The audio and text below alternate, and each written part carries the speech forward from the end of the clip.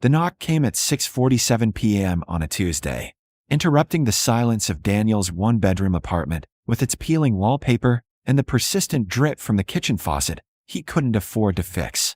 He wasn't expecting anyone. At 23, Daniel Chen's social circle had shrunk to nearly nothing. Co-workers at the warehouse who barely knew his name, and Mrs. Pacheco next door who sometimes left him containers of rice and beans she claimed were extras. His hands, calloused from loading boxes 10 hours a day, hesitated on the doorknob. Through the peephole, he saw a woman in her 40s wearing an elegant gray suit that probably cost more than his monthly rent. Her dark hair was pulled back in a neat bun, and she carried a leather briefcase that gleamed even in the hallway's fluorescent lighting. Daniel glanced down at his own appearance. Worn jeans with a hole in the knee, a faded t-shirt from a 5K charity run he participated in years ago when life was different. He opened the door a crack. "Daniel Chen." Her voice was professional but warm. "Yes. My name is Dr. Patricia Okonkwo. May I come in?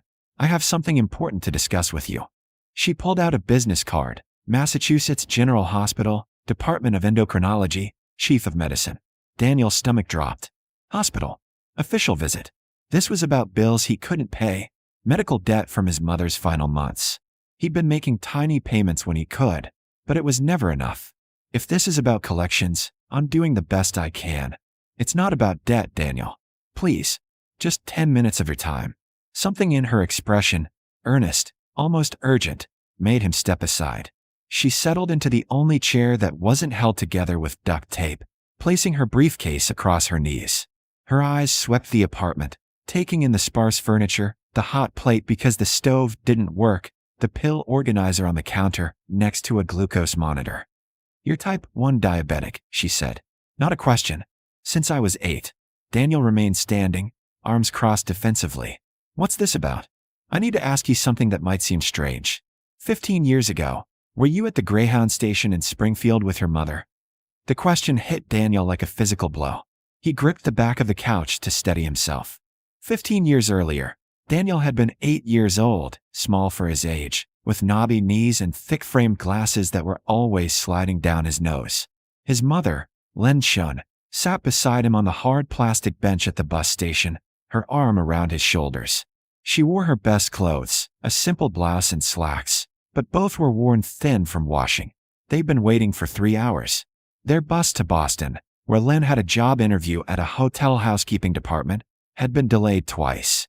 Daniel's stomach growled, but his mother had already explained they needed to save their money. The interview was their chance at a fresh start after his father had left them with nothing but debt.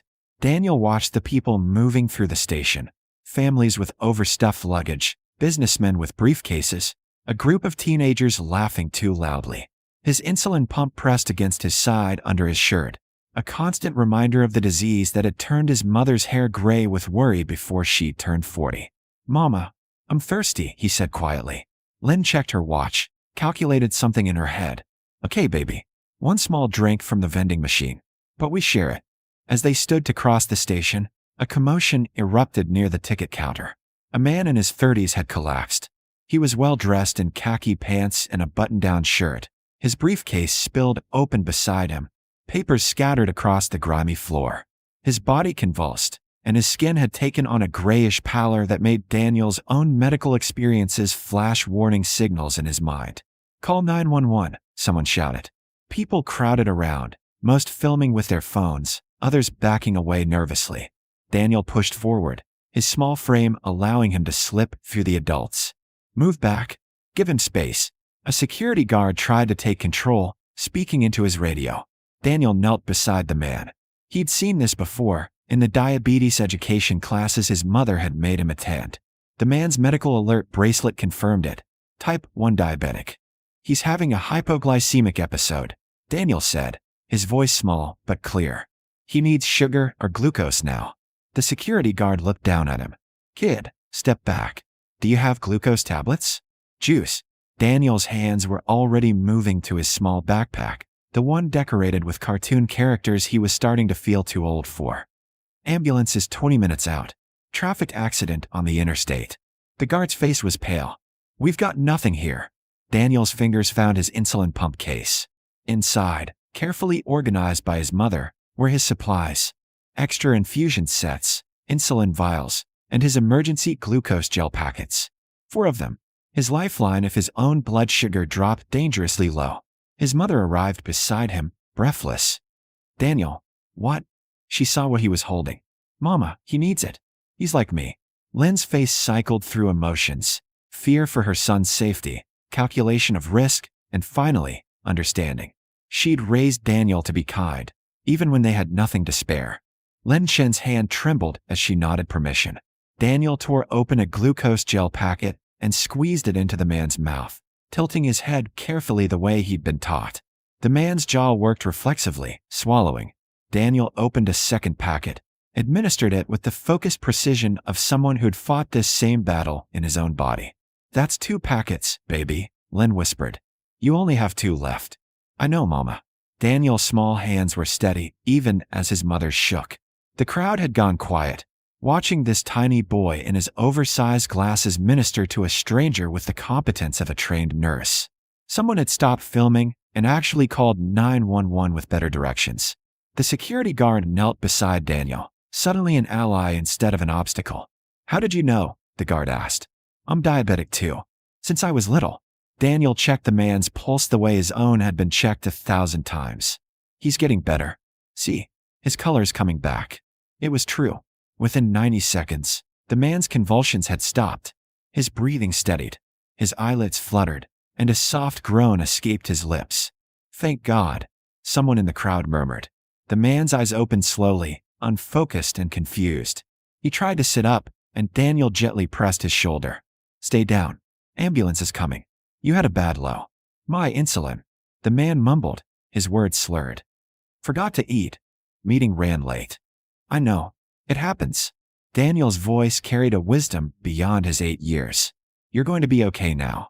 The paramedics arrived 12 minutes later, taking over with professional efficiency. As they loaded the man onto a stretcher, now alert enough to answer questions, he grabbed Daniel's hand. "You saved my life."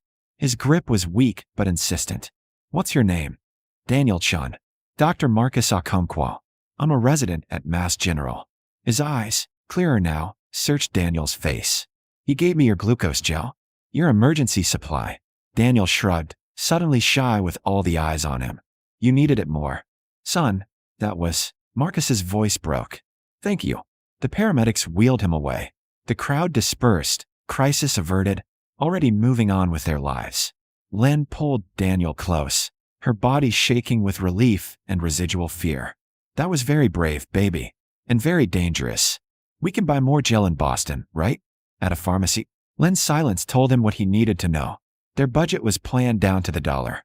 Every penny of their $247 between bus tickets, interview outfit dry cleaning, and 3 days of cheap hotel accommodation. There was nothing extra for a pharmacy. "We'll be careful," she finally said. "You check your blood sugar every hour. We'll share our food so you stay stable." She kissed the top of his head. "I'm proud of you. Your heart is so big." Daniel hugged her tight, feeling the insulin pump press between them, the machine that kept him alive, that had let him recognize a stranger's crisis and respond. He didn't feel brave. He just felt like he'd done what anyone would do. But that assumption was wrong. Most people had walked past. Most had filmed instead of helped. Most didn't carry life-saving medicine in their backpacks. They boarded their bus 2 hours later. Lynn got the job and they moved to Boston, into a tiny apartment in Chinatown.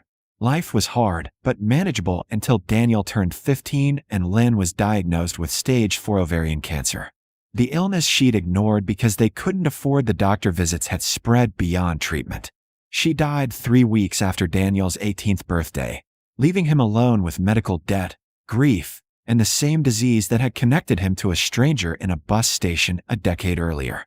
Now, standing in a shabby apartment with Dr. Patricia Okonkwo studying him with intense focus, Daniel felt the past crash into the present. "Yes," he said hoarsely. "I was there. Springfield Station. How do you..." "Marcus Okonkwo was my husband." Patricia's professional composure cracked. "Slightly. He never forgot you. He tried to find you for years, but he only had your first name and age. No security footage from the station, no records." She paused. "Marcus died 2 years ago. Pancreatic cancer." Daniel sank onto the couch. I'm so sorry. Before he died, he made me promise something. He built his entire career around that moment you gave him. He specialized in pediatric diabetes because of you, because an 8-year-old showed more medical competence and compassion than most adults. Patricia opened her briefcase. He established a foundation in your honor, even without knowing your full name. Called it the Springfield Angel Fund. It provides insulin, supplies, and medical care to diabetic children whose families can't afford treatment. Daniel's throat tightened. That's incredible. 6 months ago, we finally found you. A social worker at a free clinic recognized your story from our foundation materials. Your mother's obituary provided confirmation. Patricia pulled out a folder. Daniel, my husband left instructions. You saved his life, which gave him 15 additional years. In that time, he completed his residency, became chief of endocrinology, raised 2 children, and established a foundation that's helped over 3,000 kids. She placed the folder in Daniel's hands. Daniel stared at the folder, unable to process what he was seeing. Official letterhead, legal documents, numbers that didn't make sense because they had too many zeros. This is a full scholarship to any accredited nursing program in the state, Patricia explained, pointing to the first document. Marcus knew you'd understand what diabetic patients go through because you live it. He wanted to give you the chance to turn that into a career helping others. Daniel's vision blurred. I can't afford college. I barely finished high school while taking care of my mom. Full scholarship means everything is covered. Tuition, books, housing stipend, medical insurance that includes all your diabetic supplies. Patricia's voice was gentle but firm. And there's more. She indicated another document. This is a position offer at Mass General's Diabetes Clinic. Part-time while you study, full-time after graduation if you want it. Starting salary of $42,000 a year for the part-time role, which will cover your living expenses. Daniel couldn't speak. His hands shook so badly the papers rattled. And this, Patricia pulled out a final envelope. This is from Marcus directly. He wrote it 5 years ago and updated it every year, hoping we'd find you. Inside was a letter in neat handwriting. Dear Daniel, if you're reading this, it means Dr. Okonkwo kept her promise to find you. It also means I'm gone, which is all right. I got 15 bonus years because of your kindness, and I used every single one of them. I've thought about you often, not just about what you did, but about why. You were 8 years old, diabetic yourself, with limited supplies, and you gave half of what you had to a complete stranger. Your mother must have been terrified, but she let you make that choice. That tells me everything about the people you both were. I learned later about your circumstances, how little you had, how much that gel meant to your safety. You literally gave part of your own survival to save mine. I can never repay that, but I can pay it forward. Every child we help through the foundation, I tell them about you. About the boy who taught a doctor what medicine really means. It's not just science and procedures. It's recognizing shared humanity. It's choosing compassion even when it costs you something. I hope life has been kind to you. If it hasn't, please let this help. You deserve every opportunity, every chance, every good thing. You are living proof that heroism isn't about size or age or resources. It's about heart. Thank you for my life. Thank you for my children, who got to know their father. Thank you for every patient I was able to help because you helped me first. Use this gift to help others the way you helped me. That's all I ask. With eternal gratitude, Dr. Marcus Okonkwo. Daniel's tears fell on the paper, smudging the ink. Patricia handed him tissues without comment, letting him cry through 15 years of grief and struggle and wondering if any of it meant anything. He wanted you to know, Patricia said softly, that you changed everything, not just for him, but for thousands of people. I was just a kid sharing my medicine, Daniel whispered. You were a child who understood suffering and chose to alleviate it in someone else, even at risk to yourself. That's not just anything. That's extraordinary. Patricia stood, preparing to leave. The scholarship coordinator will contact you next week.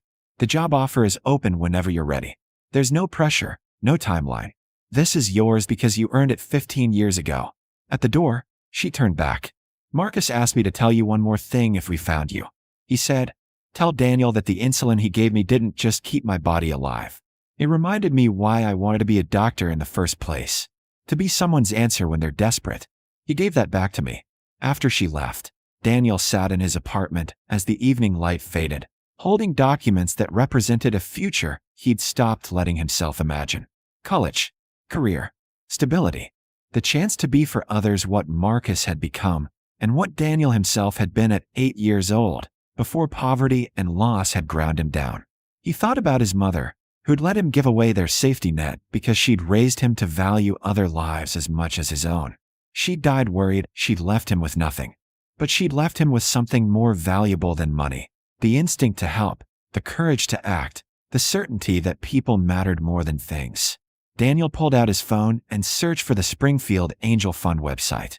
There it was, photos of children with insulin pumps, families crying with relief, supplies being distributed at free clinics. In the About section, a painting of a small Asian boy with glasses, kneeling beside a fallen man in a bus station. Underneath, in honor of the Springfield Angel, whose name we didn't know but whose compassion changed everything. Now they knew his name, and he could step into the life that act of childhood kindness had been building toward for 15 years. Daniel checked his blood sugar, a habit so ingrained he'd barely thought about it. The number was good, stable. His insulin pump hummed against his side, the same model he'd worn at 8, updated over the years, but fundamentally unchanged. The disease that had connected him to Marcus all those years ago would now become his purpose instead of just his burden.